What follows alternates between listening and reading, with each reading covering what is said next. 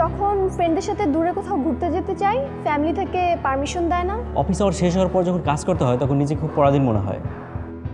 যখন খুব কাচ্চি খেতে ইচ্ছে হয়, আম্মু যখন নিষেধ করে তখন নিজেকে খুব পরাধীন মনে হয়। পাশের বাসার মেয়েটাকে আমার খুব পছন্দ, কিন্তু বাবার ভাই বলতে পারি না।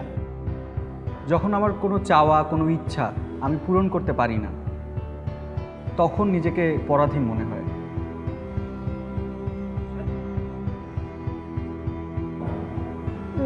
যখন ফ্রেন্ডের সাথে বাহিরে থাকি সন্ধ্যার দিকে, আর লেট করে গেলেও বাসায় আব্বু আম্মু কিছু বলে না, তখন নিজেকে অনেক স্বাধীন মনে হয়। গার্লফ্রেন্ডের হাত ধরে বৃষ্টিতে ভিজাই হলো আমার কাছে স্বাধীনতা।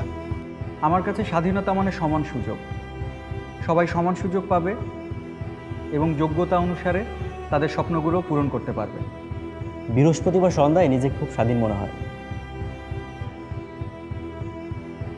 গার্লফ্রেন্ডকে সাথে নিয়ে ফুচকা খাওয়া, রিক্সায় ঘোরা, সিনেমা দেখা। অফিস আওয়ার শেষে কারোর জন্য বাড়তি কাজ না করতে হয়। সে যে কোনো দেশে হোক, যে কোনো মাটিতে হোক, সে সমান সুযোগটা পাবে। ব্যক্তি স্বাধীনতায় কেউ হস্তক্ষেপ না করুক, এটাই আজকের দিনে আমার চাওয়া।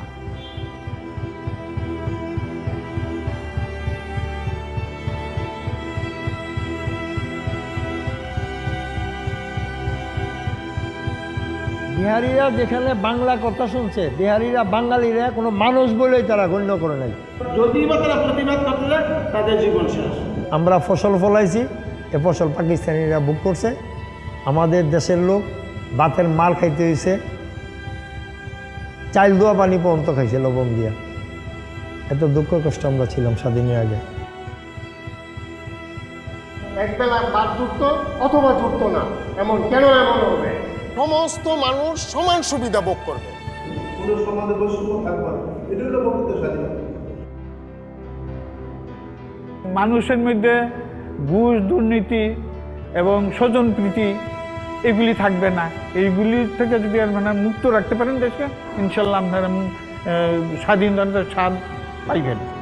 আবেগ, বিশ্বাস, শ্রদ্ধা, ভালোবাসার অনুভূতিতে সৃষ্টি হয় ঐক্য। কেউ ঐক্যের মাধ্যমে সবাইকে এক করে রাখে, কেউ সবসময় শোনায় অভিনন্দনের বার্তা। আর এসব অনুভূতি আত্মার প্রতিধ্বনি হয়ে আওয়াজ তুলেছিল বলেই আজ আমরা স্বাধীন। আওয়াজ বাড়াও দেশের জন্য।